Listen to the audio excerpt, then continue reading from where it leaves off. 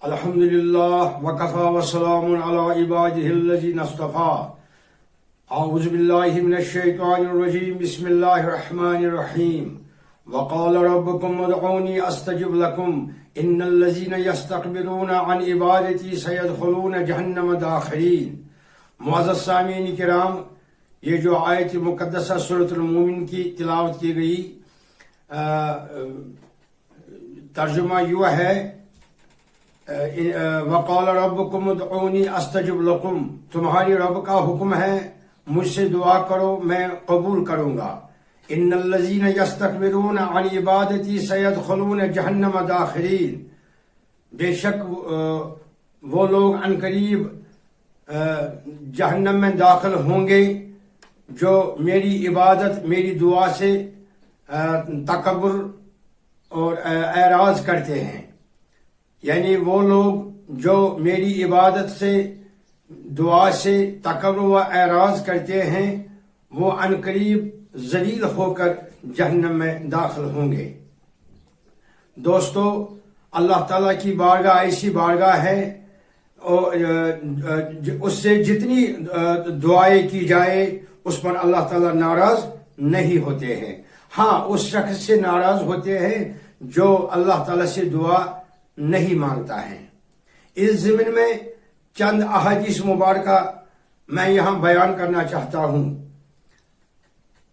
رسول اللہ صلی اللہ علیہ وسلم نے فرمایا: الدعاء مخ العبادہ، یعنی دعا عبادت کا نچوڑ ہے، دعا عبادت کا مغز ہے، دعا عبادت کا خلاصہ ہے.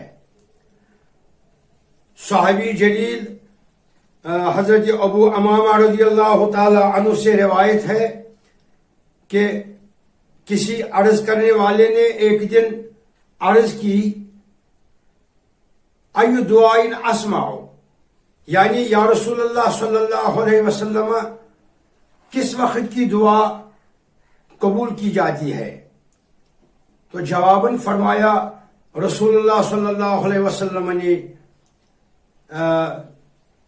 جوف اللیل الآخر و دبر صلاۃ المکتوبات، یعنی فرمایا رات کے آخری حصے میں کی گئی دعا اور فرض نمازوں کے بعد کی گئی دعا، یعنی فرض نمازوں کے بعد کی گئی دعا زیادہ قبول کی جاتی ہے.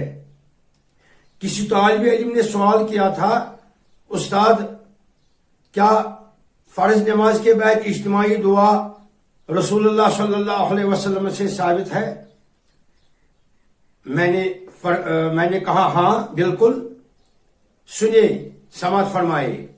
صحابی جلیل حضرت ثوبان رضی اللہ تعالی عنہ سے روایت ہے کہ قال رسول اللہ صلی اللہ علیہ وسلم، رسول اللہ صلی اللہ علیہ وسلم نے فرمایا: لا یؤمن رجل قوما، وہ آدمی ہرگز لوگوں کی امامت نہ کرے،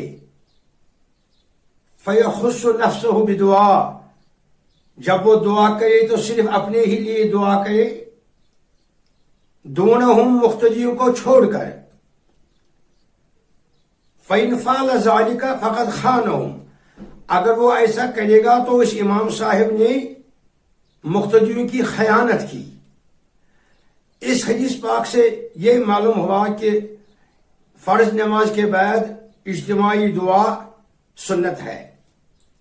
ہاں بالکل، اس معلوم ہوا کہ اس امام صاحب نے خیانت کی جبکہ اس نے مقتدیوں کو چھوڑ کر انفرادی دعا مانگی، کیونکہ امام صاحب کا مقام بہت بلند ہے. امام صاحب ساری قوم کی نمازوں کا، دعاؤں کا امین ہے، امانت دار ہے. ہاں چلے آگے. اور ایک صحابی جلیل اسود بن عامر رضی اللہ تعالی عنہ، ان کا بیان ہے: قال صلیت مع رسول اللہ صلی اللہ علیہ وسلم الفجر، فرماتے ہیں میں نے رسول اللہ صلی اللہ علیہ وسلم کے ساتھ فجر کی نماز پڑھی.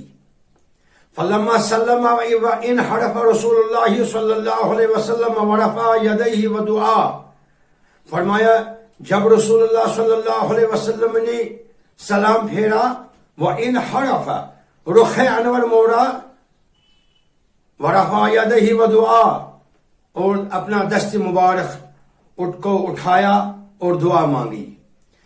فجر نماز تو یہ ظاہر سی بات ہے ہمیشہ باجماعت ہی ہوتی ہے۔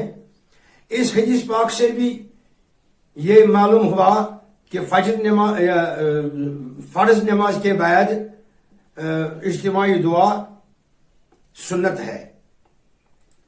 اس لیے امام صاحب کو چاہیے کہ وہ مقتدیوں کے ساتھ مل کر ہاتھ اٹھا کر اجتماعی دعا مانگے۔ اللہم تقبل منا الحسنات والدعوات انک انت السمیع الدعاء وما علینا الا البلاغ۔